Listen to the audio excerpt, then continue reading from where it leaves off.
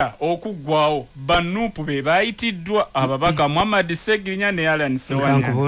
Kati ebijambi abannupu be babirimu kiki kigenda maaso abantu babitegeera bulungi. Nakugamba nti kasosanga kondomu enkozeseeko nozisanga emitwetwe w'omwana wo bebi wa myaka 4 n'omukuba nti yayenda ku nnyina gabaga kuweddeko sikiddamu ngenzi kale kyekugambye kitegedde kiddemu sikitegedde bulungi kasosanga kondomu enkozeseeko nga ziri mitwetwe w'omwana wo w'emyaka 4 bebi nga musula naye mu kisenge n'omukuba emiggo nti yayenda ku nnyina gabaga kuweddeko nze bakubye buli wantu wonna nze sisuubula uddi otya akasolo akatalina mutwe bulago n'okasibisaki n'okatuza omugwa. I write my books, I do my business gundi na kampuni yange sikola mulimo gwonna gwa gavumenti okujjako nze siridda mu gavumenti. Nze musajja mu myaka 8 who is not agitating to meet Museveni. Many people want to meet the president. Me, I don't want to meet him for what? I met him once, we disagreed. Sisonyiwa balina okuleeta sente ngenda kukola byange birala. Me, I want my freedom to do.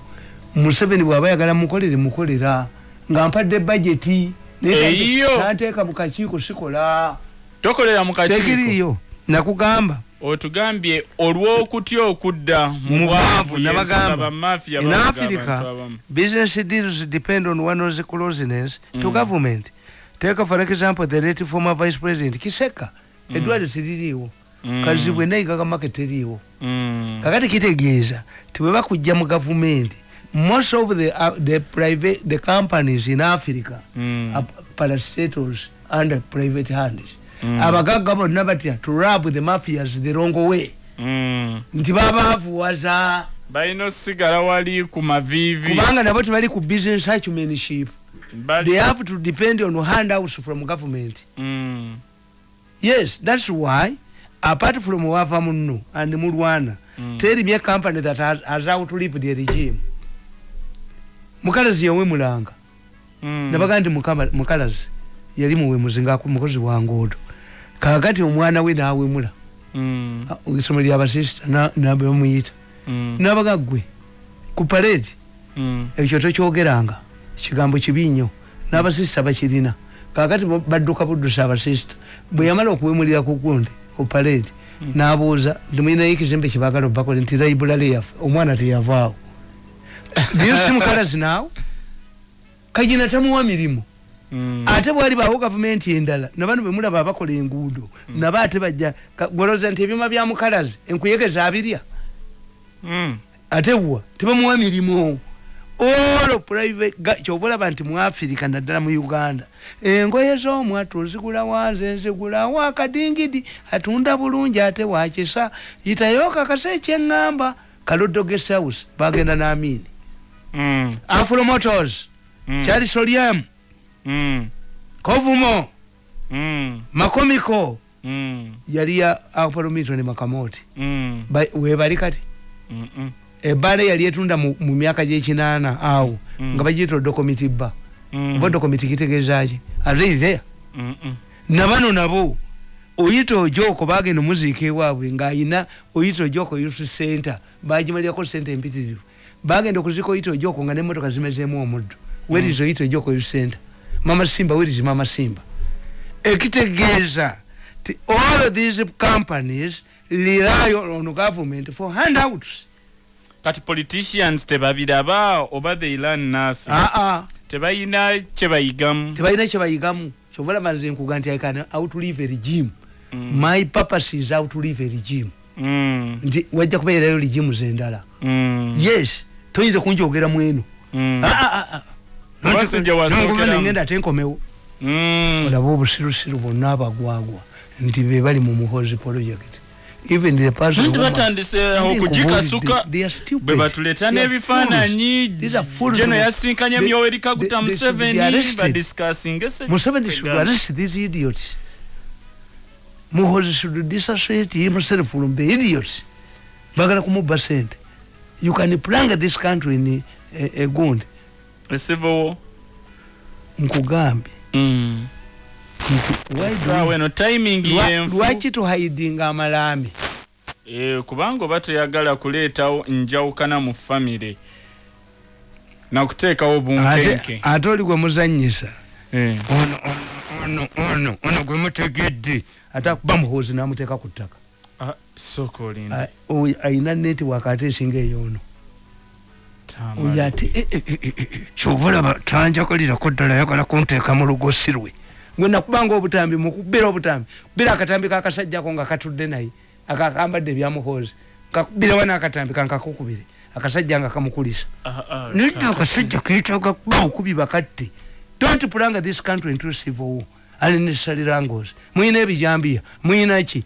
Abaganda bagamba nti ogwendi kati kunnagwa nti ate embuzi erinnya enju. What type of leadership is this?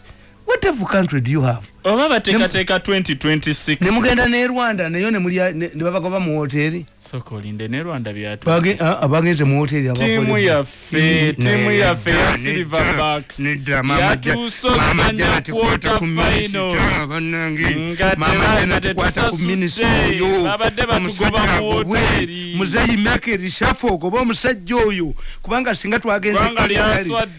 Yes. Bagame yagayita agabigaga no gakomyewo agabbi mutwale obubbi bwewa nedda banango omusajja tumunoonyi bwe batamugoba mu gavumenti minister wa sport tumunoonyi tajja kulya wemmere timu yaffe nga tebalina mmere gye balye embarrassing Uganda must be reasonable kyokka nga tukubye amawanga embarrassing Uganda must be reasonable tamale bino bya mu gavumenti yo embarrassing Uganda abroad must be reasonable Nando musajja gwe test up tukubaka sajja kana ka sports ka designing ogamba minister Hamzon Obua mukubali designing parliament should pass a motion saka this man sasa him oba ministry yonna ye yalabisobi education and sports. Another important factor is where the opposition has mobilized the masses against the rigged election or where the incumbents refuse to concede defeat, like in the case of Yahya Jama in Gambia. Number 3, the third case is where the army has intervened to remove the incumbent from power. An example of Burkina Faso fits in this case during when the army played a big role and ushered in a new administration. The same was applied. Finally, the death penalty can stop the incumbent. Unfortunately for Ugandan opposition, all the above factors do not and have not applied. Uganda's situation is very unique. I've always compared the Ugandans to a divorcee who has almost seen it all. In the end of the 80s and 90s, a political wave of change swept across the African continent, ridding it of single-party dictatorships, with each being replaced with a multi-party system. Surprisingly, Uganda remained an island. The North African revolutions of 2010 did not affect us as twali tuyina a strong political fabric. The Ugandans at that time, bali omanyi generation change. Fetushimanyi. A generation changes between 40 and 50 years. The Tutsis went back to Rwanda after 50 years. Germany united after 50 years. The people of Benghazi went to Tripoli after 43 years. The entrenched Soviet Union collapsed after 70 years. Kati tubale emyaka 35. Tugenda tunatera okuinga 40. Yes. Kitegeza there is a generation gap.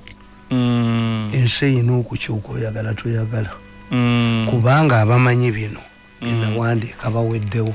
Obubbi n'obusuma n'obujozi biyitiridde okujooga ababakoledde okusuma. Can you imagine mu Uganda mulimu a market ey'okutunda organs ng'abantu babattira malwaliro nabakubira akatambi ka gonde Professor ani kaluwa konna Ajirisi ndikani Museveni believe this baroya ne baba wa sent tiba defending bano. This is a generation gap. It is a generation gap. We need a new paradigm we need to appeal, we need to change malice obujozi okunya abantu ku mitwe ababakoledde n'okubanyaalako namudda mu kubali wadinga.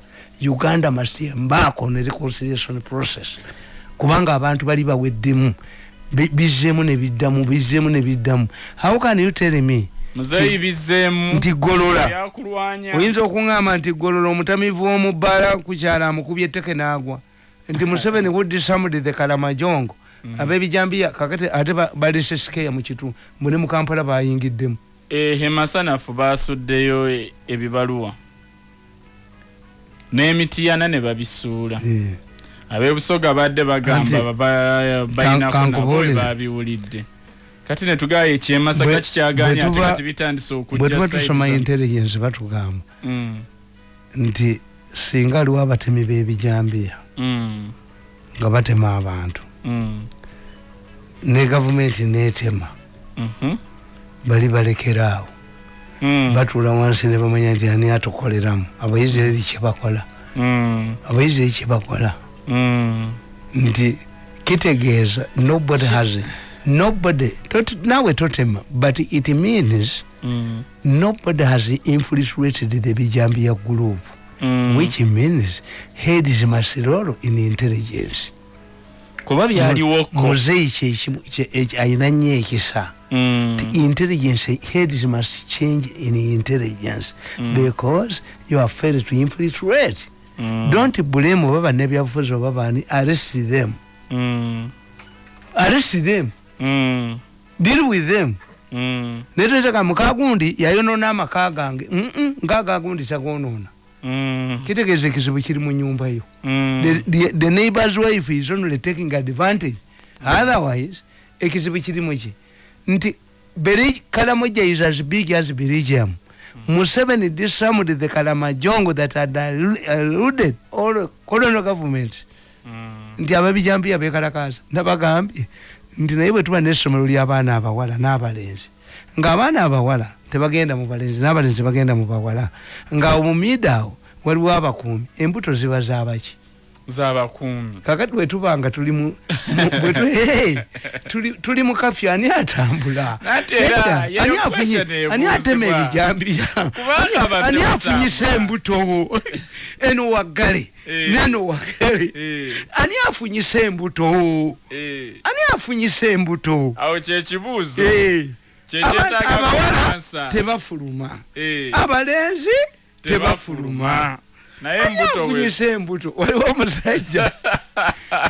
omusajja yagenda naddira bawalabe n'abagalira mu geeti ng'abaana abakuuma kakati ne bamugamba abaana abawala wayi daddi tugulire enkumbi tulimenga mu compound naye tuli ayido n'abagulira enkumbi baasima kikomera ne bafuluma kakati yenga tamanyi nti ekikomera bakolaki bakisima bombi ne bafuna embuto omukazi n'amugamba nti kwega wali osiba faamu soko olide oli muganda wono gundi njagala okusiba faamu abudumulasi anti the puzzle was nti omusajja abawala baali muki mukikomera they are pregnant now ngate mulimu omusajja omuyetaata kakati mukazi we n'amugamba ne bw'obadde nga toyagala baana bange bafulume wafuuka ddamuko omusajja n'abeera puzzled. The man came to me nanga Mr. Mirundi, I trust you have oli musajja mugezi. I have a problem.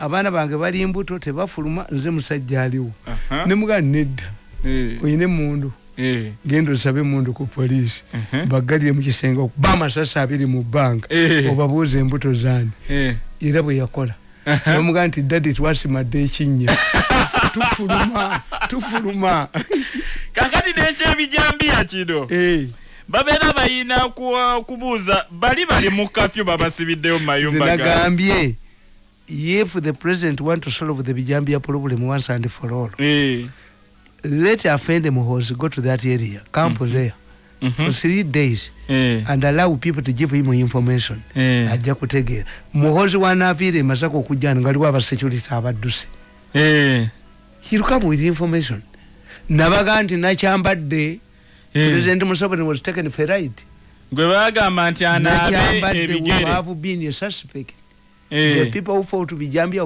we are not in Nakyambadde no nembaga nti you see when the Bijambia people were eventually arrested and taken to sibe batolokane ku kooti ne badduka ne babulira mu kibira amasasi gavuga waggulu Masaka kooti eri mu kibira luddawa where is the forest in Masaka Masaka tewaliwo kibira a car was waiting for them niyo sanga bachiti one was arrested in Okungeri another one fled to Kenya naye abaserikale bano abaliwo abakubanga mu bbanga nga nabano bongera kudduka were they arrested this is where the rain started beating you yes kyatandikire eyo kakati eno continuation eringa part 2 ate nabagamba nti abaserikale kasabava mu barracks ne bajja mu bino ebya elections Museveni bamulyako sente onule security operations mu bikwekweto bafunira kasente kati kyogezaako ga tebaagala kuddayo kingamba ekyo kingamba kagane nakugamba nti ekintu kino kiyinza nabaga nti ekintu kino kiyinza okutuyambako olw'ensonga nti nabaga nti okujjawo emyaka gya Museveni 75 kijja kutuyamba in conclusion does Museveni's age factor related to the country's stability? Unlike the civil service where the age factor is very important, it is not the same case in politics.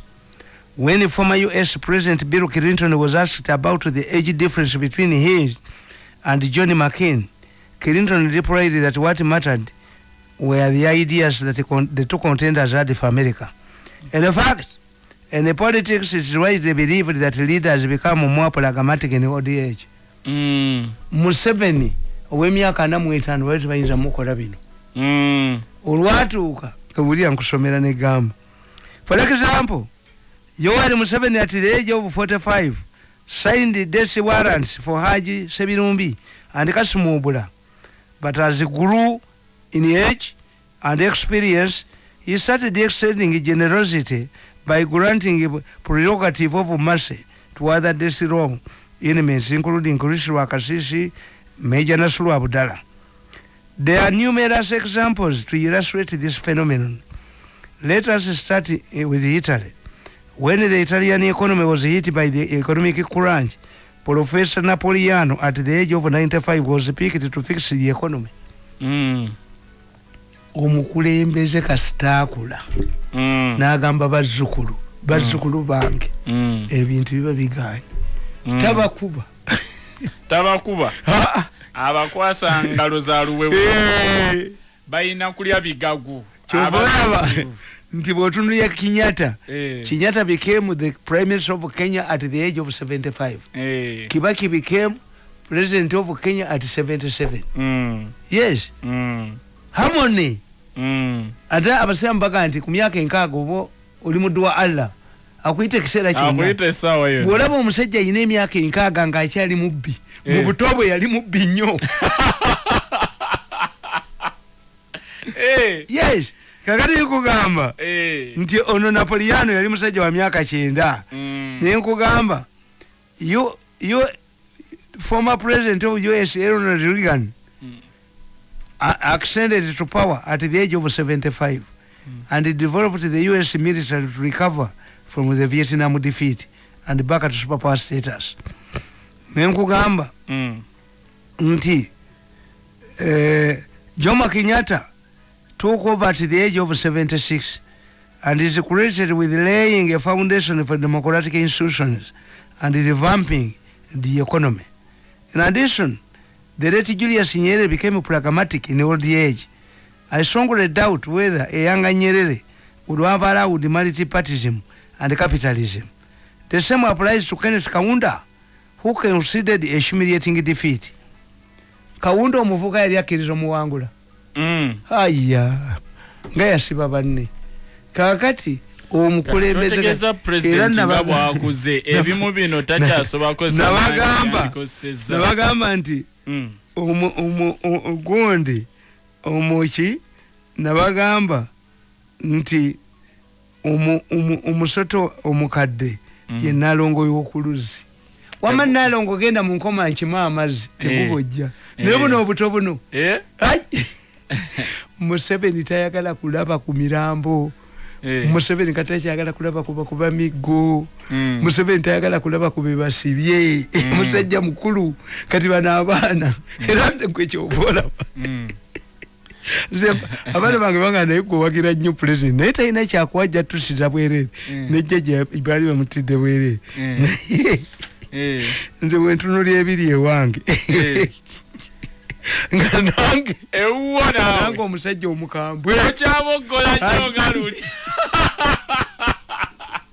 anti kiriwo ekiti kati gomanyi nti ffe abati okuba mu bukedde ne mu red paper abakazi batujooga nnyo gomanyi omukazi nga yakolumya ettama oyinza okumala omwezi oba myezi ebiri okujjako ng'olina masiki zituyamba omukazi ayinza okukuluma ettama. I'm telling you, the age when you have an old president, okujjako nga ye gundi ye Kinyata yali musajja mukadde naye yafunayo omusajja omutemu bamuyitanga Mbuyi Koinange ye yattanga abantu. Koinange ono gwe bakolamu akenge Kenya. Mbuyi Koinange naye omukulembeze ye na Habyarimana. Habyarimana yagoba mukodumi we maje. Namugoba maje. Nagenda ekimaka. Namusanga nga jeno. Namugagwisa goba maje. Wangoba mama nangamba nankuza n'okunkula. Nanyenya mutwe. Naye yongera yayina mukwano gwe nnyo. Habyarimana. Namuganda naye omanyi mukazi wa pulani ng'okunzita. Habyarimana namuganda nti ne bamuggyako abakuumi. Nga babajje ku gundi kwoyo luto. Habyarimana omusajja namuganda Habyarimana namuganda waye omukazi simusobola. Escape. Going to exile. Era omusajja bamutta. So it comes omukulembeze bwakula. Bwakaddiwa bwakula. It comes a time mulimu ebirungi nti becomes pragmatic. Asonyiwa. Akola ki neba criminals beerisa nnyo enkuuli. Museveni cannot sign.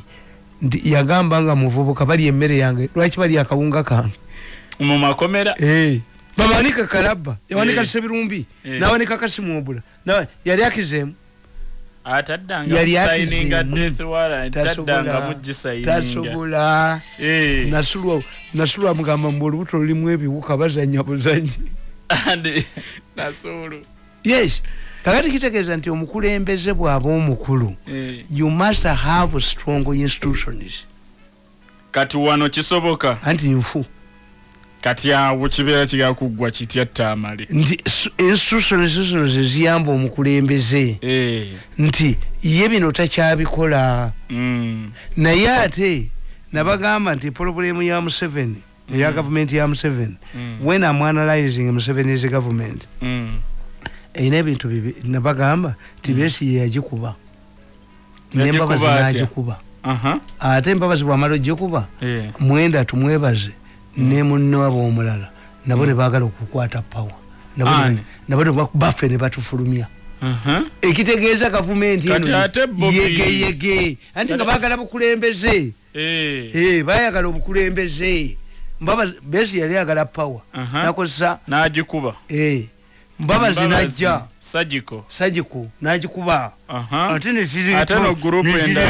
ate buno obuntu eyepusi nebukuba buli muntu yenna okujjako nze era bwali bulowooza bwe bunkuba nja kukomawo ne bweyambisa Nakalema kyova olaba nze nkugamba nti abo babwanga baani mbasekerera naye babwanga ba mirembe bawangudde Museveni ate batya this government cannot win a war, a moralistic war against anybody.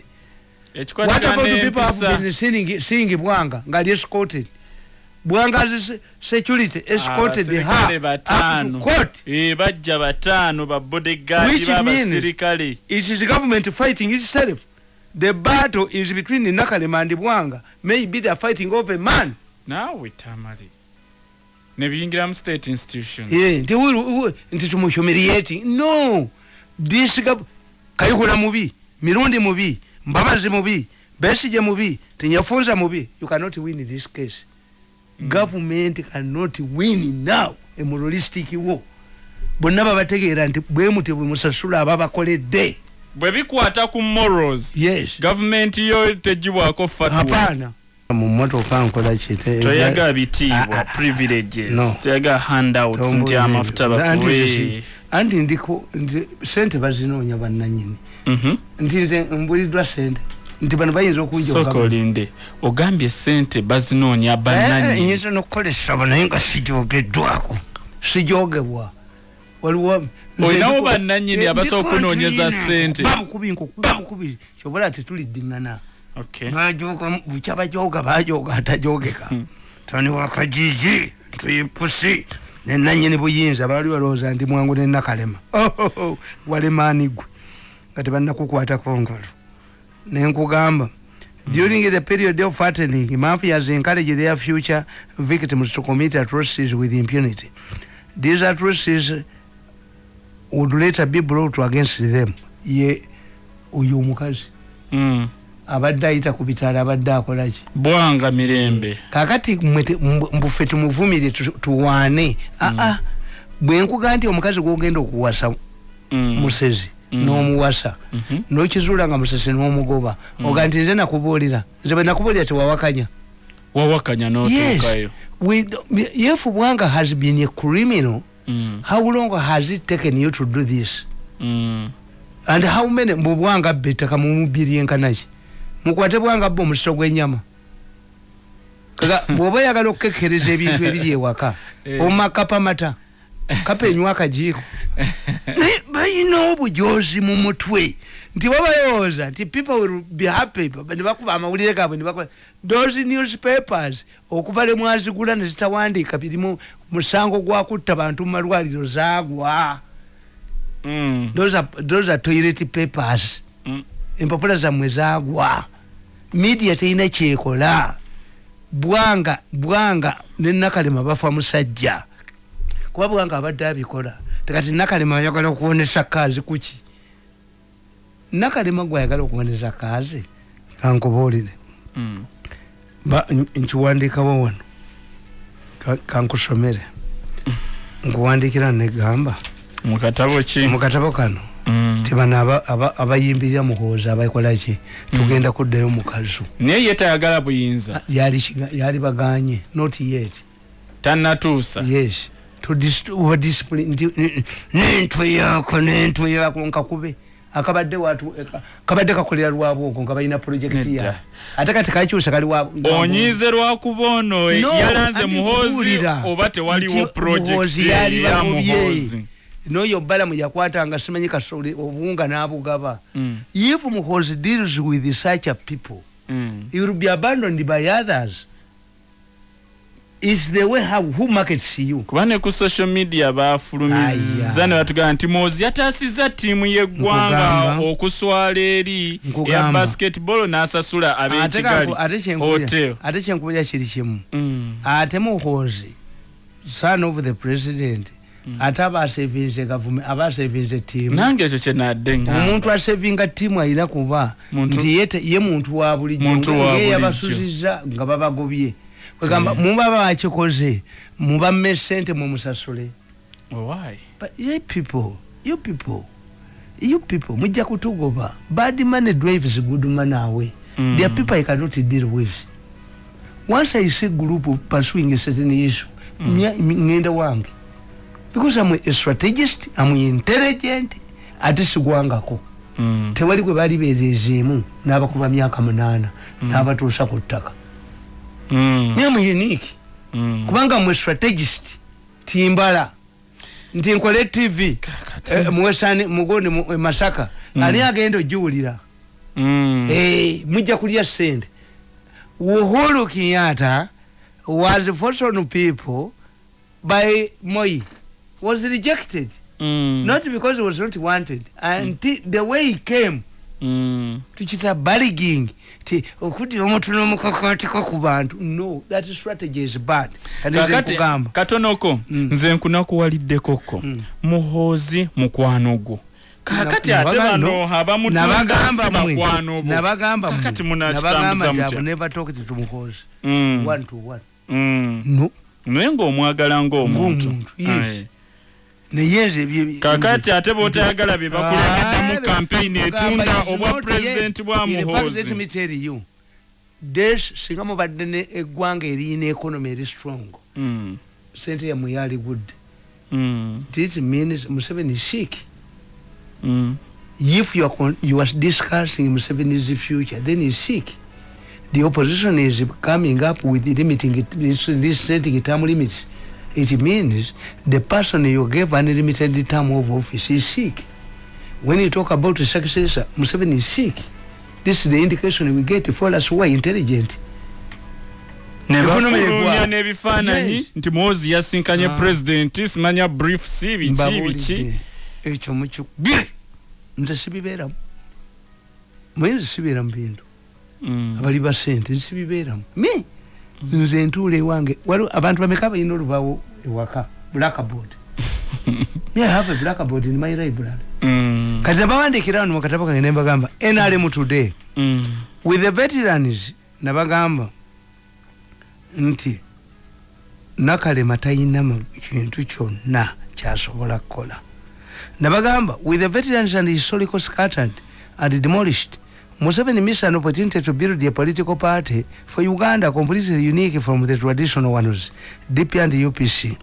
Museveni instead maintained the old political party that he thought were politically harmless and posed no threat to him.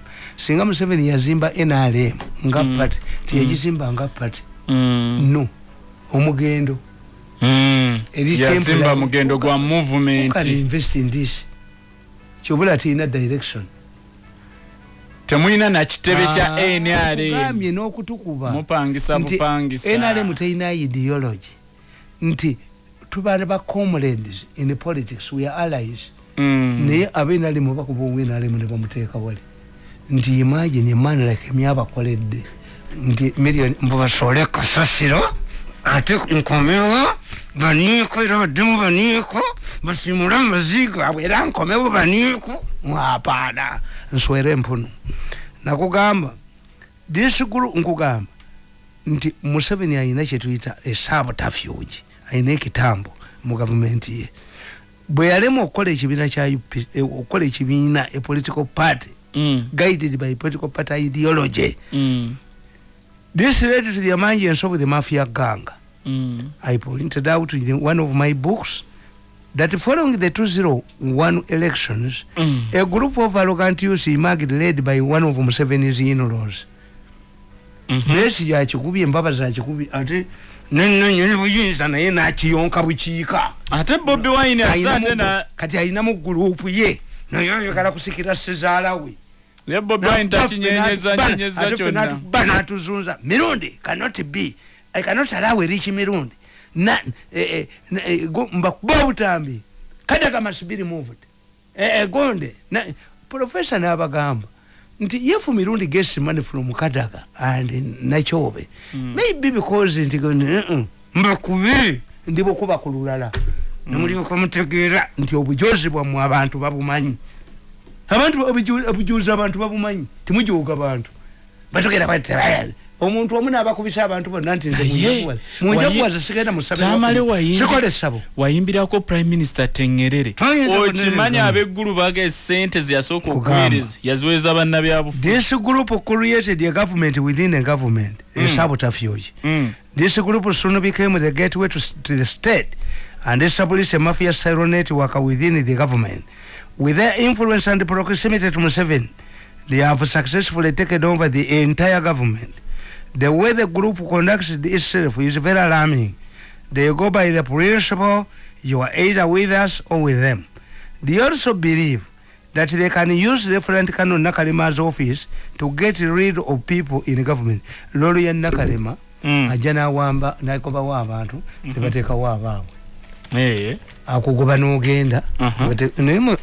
As you plan, others are planning. Politics like sleeping at night in a house. Mumulo was anti mumu balamweka. Nti Nakalema bwajana agoba omuntu n'amujjawo. Nomuli sente n'amuteeka wa abamu. Others are not also watching you. Mumulo was muli bagezi nnyo. This is a country. We don't meander into Uganda. We don't meander into State House. Naffe tuli bawano mubala tubala Nakalema buli gwagoba tubala tikati batadde wao ono bamujjeewo Nakalema yamantalira mu Bank of Uganda nti waliyo sente ze bakubye ya interviewingako gondi Mbire ne Mandela kasa yagoba omusamya naye ovaliddawa ebyo byonna bijja kudda ojja kumulabanga duse aliita mutaka naye ndowooza Nakalema yina ebiwawaatiro waayo abantu balina tekinologi Nakalema yinza okubanga yina ebiwawaatiro ajja kudduka kakati nze nkugamba nti eno gurupu eya sabotafyu gyekolirwa Nakalema okubakubira abantu baveewo. However, this group will never succeed. I predicted it. Temusobola naffe tubalaba lino gwanga lyaffe oba mututa oba mutwavuwaza oba mukola mutya, but this is our country. Tetuyinza kubakiriza dizanyiramu. Never. Temuyinza bakiriza. Tetusobola kukkiriza kututeeka mwanda w'iranga lugozi. Ekyo tekiriyo. Olina okudda bakozese. Balina okujoga. Balina okufuula embwa yaabwe. Ate okomewo. Ate omulalu. Akole mu New Vision. Omulalu. Akomewo kakiiko akabanoonyeza omulalu. What type of people are you? Naye. Nenkugamba. Tamale. No group can be allowed by the population to usurp their powers, whether by force, coercion, or bribery. Sente zijja bagwako. I am telling you, sima musoso kuba ne sente. Sente zijja bagwako. Abagenda gye bagenze. Bwe bagenda ebyo gye bagenze okukima sente, bajja bayomba. Tebazisanga yo. Olabye bagundi booluze ne babawa. Ebidda mu kabira. Abakimye sente ate bajja n'obusungu. Olabye bali bwe bazze. Tulabye babakozeeko mangu ne bagenda. Naye olabye ffe sente zaatuwadde. You are creating troubles for yourselves. Anybody who is dishing out money is omanyi obate lwaki yakuba obwakabaka. Obate yatunuulira. Without destroying Uganda, we shall create two Ugandas. The northern Nigeria is poor, northern Italy is rich, southern Italy is poor, Germany emunja vendala ngaga. Obate wekuba obwaka nabagamba nti muzeeyi agenda nakwata abantu n'abatwala ewaabwe lwakitula n'abalaga omulaala ayina sola ayinaki. They go back disappointed nti bano tuli bakwata nga n'omulaalo Abaganda muntu takyala wo. Omuganda takyaza muntu wuwe. I'm telling you. Akola atya. Omuganda ojja kusanga nga mwenna muyina omulimu gwe mukola awamu. Nga gwe gumu. Nga sente ozikola mu byansonyi omulangira gadimba. Kati ennaku zino oyinza omusanga nga ali gadimba ali mu mbaazi ali nono. Kasola bangono nga akanga badewoti ngomanya anoonya luwombo. Sakolinde. Oyinza kubanga gwe sente zo zikola mu byansonyi okuba ndongo.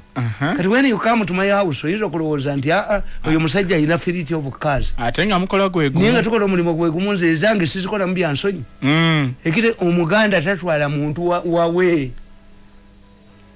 Amtwala ku mulirwano. Naye mwe abawerekera ne bannammwe I have three constructions. Omuganda akikola. Tuwekisiza kira tunamumma. Omuganda tatera kulaga bya bugagga bye byonna. Nti gwe genda okola embaga mu gavumenti ya Museveni ng'olina omulimu gw'okola. Embaga ebeere yamanyi toddayo. Bategera waliwo sente. Naawe Tamale.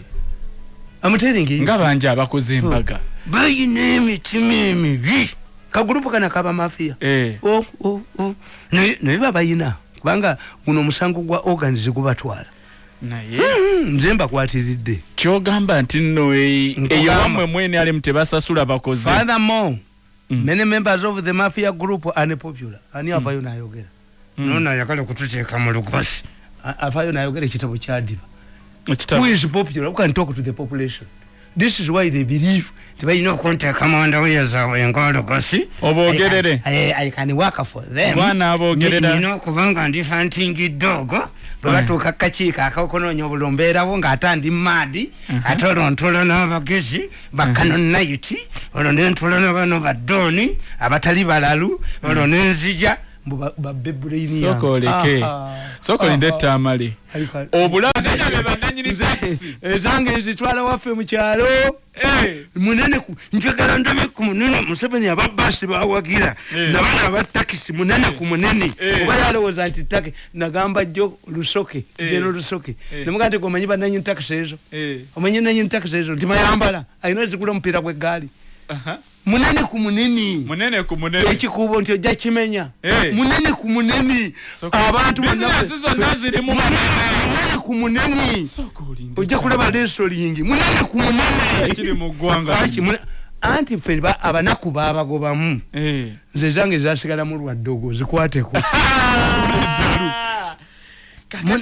munene ku munene kakati njagala nkubalire abantu bamanyi Olungereza ne katonoko tamale kamba somere ku ikondi wano wayogerako ku UPPC printingira government nti bagirumbye ne basanga nga bannannyini bayina ne ssente mu nyumba obukadde lukaaga ekyo kamba boolire nawandika dda ku government printers printer naye ebyo byonna balimba mwe kyemutamanyi mu government printers mulimu manager bamuyita oba waswa yasaba omulimu gwa civil aviation yasaba omulimu gwa civil aviation kakati ye kyatategeera ndinamubuulira nemugati wali gusabye omanyi bwe tebampuliriza nemuga waswa tewalisabye mulimu ogwo kati ne bakola interview bali aba kati omusajja wa civil aviation naye ayina contact akoze naye baali baagala mumugjawo nga bamusabye ssente agaanye kakati omusajja oyo aliyo mu civil aviation alabika naye ba alayizi be bamukola ki bamulemezaawo kakati fwe mu by'ofiisi tukuga nti I bring the battle on your own door olutalo ndukuleetere wo wennyini kakati ono takyayinza kufuna mulimu gwa civil aviation authority bamunoonyereza ate wafu ewuwe wafu nze kyembasaasirako nti mmwe kati eyo waswa talina yadde ekikumi bamuyita Professor Waswa talina yadde ekikumi ssente baziyisaamu buyisa kyenabagamba nti nze mu gavumenti ya Museveni sikolamu bwa minister leta appointment Museveni anonze kuba mutayimbwa mutwe kati oyo Waswa agenda gula baloya bamukole ki ssente babadde baziyisaamu buyisa bannanyini nsi kuba boogedde ne electoral commission ja printingira ne baani ngazize oyayinza okulyako yadde nti obuwumbi n'obuwumbi nsi ssente bazitwala kati yagenda okubonaabona ze mu gavumenti ya Museveni sikolamu bwene yagenda ofuuka ejjirikiti Waswa agenda kufuuka ejjirikiti bannannyini ensi bagenda kudduka abaguze ebizimba but why do you go there abanyankole basanga ente mu Buganda ensibe emigwo ne bega muzikiba zisibe zakimayoki yes kubanga ne bwona okola nabo bo badduka kati bagenda kulabika. Do you believe nti Waswa ayina sente ezo sente bididi yeboogera Waswa agina talina na kikumi bannannyini nsi badduka ddo bannannyini nsi bakuteekawo bade beekweka kakati ankusomere wano nkugamba akatabo bakayita batya nti why Museveni can't understand mafia ekyaleya kankusomerera nankabiri wajali somere mtusigaze dakika nga 10. The Inspector General of Government received a complaint with allegations of massive corruption in Area with regard to the design, supply and the construction installation of electricity power lines various gun nkugamba from the 29 power lines from 29 power lines lines amasanyalaze 29. The Inspector of Government sampled and selected only 6 lines kati buli akibazuulamu Kitugumu, Palabek and Irira Apala Aloyi reference Kitugumu ane kakati ezo zirabye zibataddemu kakati nakugamba nti the investigations carried out revealed the following. Raya contracted the following companies to construct the power lines above. A consortium of MCLTI Projects Limited, MC Malinga Holdings Limited, nalioka kugamba nti upon expire of the defects liability period, handed over the lines to the commissioners. The agents had contracted to operate and manage the lines. There was several defective poles on the sampled power lines after commissioning due to rotting, burning, or breaking. Lines is no. Zali bwankuyege zavunda naye bali kati baba kati ekitongole bakizizayo wanankabiru nga bano siba kwate ako mawulu ga government eddako fojja kubalo kati nankabiru addoka mukaluti kati mukaluti mu Bible mukaluti akolagana n'abasiyazi nkugamba. There are several defects on the sampled power lines after commissioning due to rotting, burning, and breaking.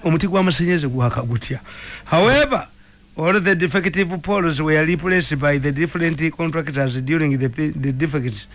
Further, poor quality pole caps were installed along with the Masindi, Waki, Purisa power line. This thus exposing poles to hazardous conditions. These were not repaired or replaced by the contractor. As a result, rare cashed in Uganda shillings obukadde lukaaga mu kinana mbubiri on the retention guarantees due.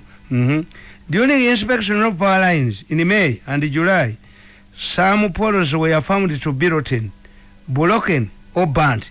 This was attributed to poor seasoning methods. $7 million ebya dola bazibba. Akayindi kesiga kiwi ne kadduka mu Uganda. Omuyindi yesiga kiwi nadduka. Kasama 7 yagante mugende mukebere polos.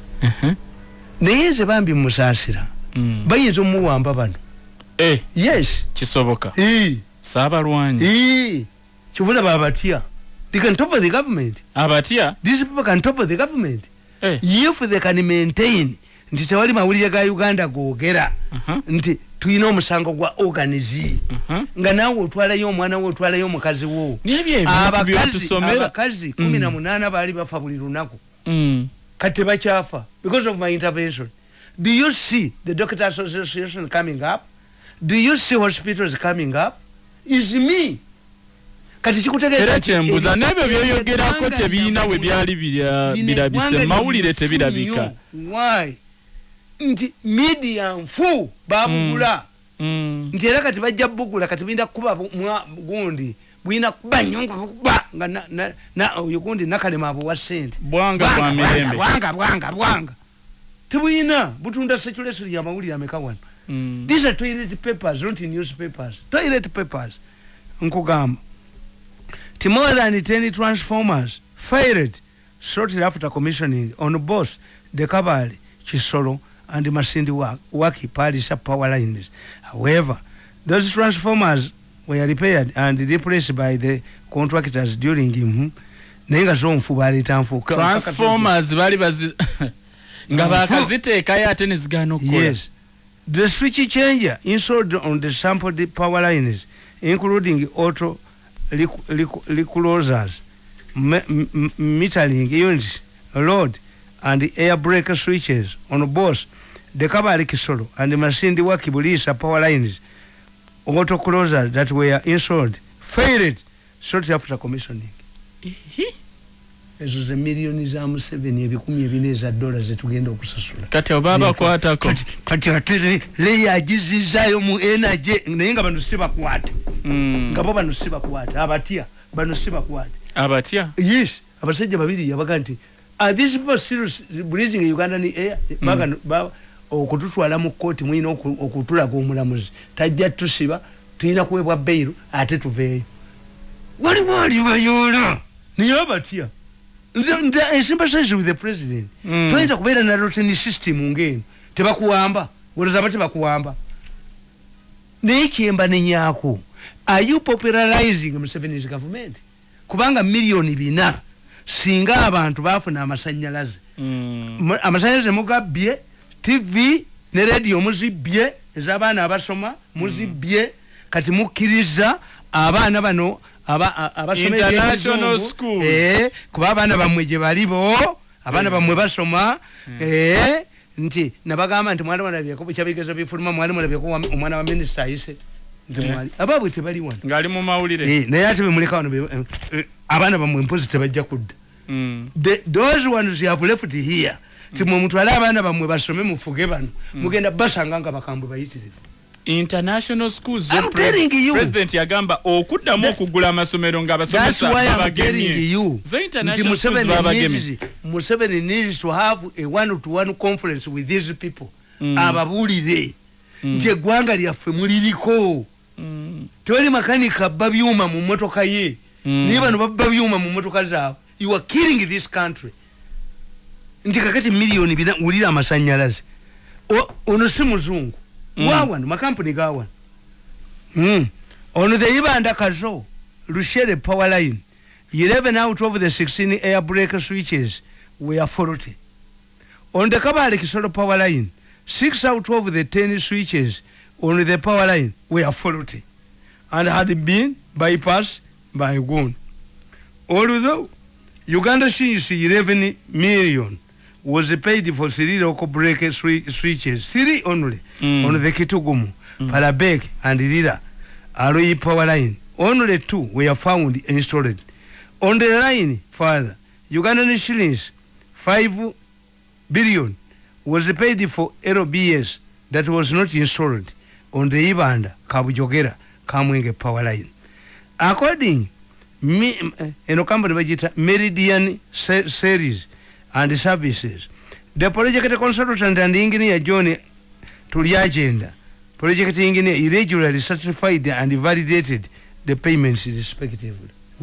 Yagano kumkwata Museveni yalagera bamukwate n'agaana ani yagano Tuli agenda ali abutaala wali ng'ebitongole bitimanya bitwala muganga Nakalema Ssejjembe ye Nakalema Nakalema n'engalabiye nga tannabakwata bano akwata Bwanga abaganda bagamba nti omukadde amenya ekisogasoga kwata kabalira kwata ku Tuli agenda Nakalema Nakalema olowooza oli wa kitalo nnyo nga tulabye emirembe nga tulabye bamwambala mpale nga tulabye ba gunaiti kulabako nga tulabye abakazi abamanyi bamama kerere mu UPC nga tubalabyeko bwamansa nga tulabye musisi bwanyala mu chupa bwamansulira abasajja bwanyala mu chupa songole doubt obukulembeze bw'eggulu bwashokinze eggwanga bwagambye be baweereza ssente bannabyabufuzi b'NRM ery'eggulu ne gwe baakubira Nabbanja gwe yakubira essimu paka kati essimu ye teriko muyambi wa mukulembeze oweri oweena ne paka ali kyenkubulira ti Nabbanja namubuulira ti bamafiya bagezi. There was no Nabbanja could take a charge because after the money coming from finance, it would go to the Funkity Bank, Post Bank, and to Gundi. Nabbanja yingirira mu. Nange sebo nanyine buyinza yali atutte 5 billion. Mbunze nnyonnyole. Nja kubanyondo nkwasa omutwe. Mwawaza, do you believe that this is the last government? Is that what you believe? No. This is not the last government. Abaganda baganti obwato bufa magoba. Museveni yajja n'obululu bungi nnyo n'obuwagizi bungi nnyo. Naye bo balowooza nti buli omu agulibwa. Buli omu ajja kugulibwa, buli omu ajja kugulibwa, buli omu bamujoge, buli omu bamujoge. No kijja kwabika kyokka. Kijja kwabika. Olaba bakwata seddume zente nga baziyita endogoyi. Gira emyaka 5 Museveni gye yafuna. Use it for reconciliation.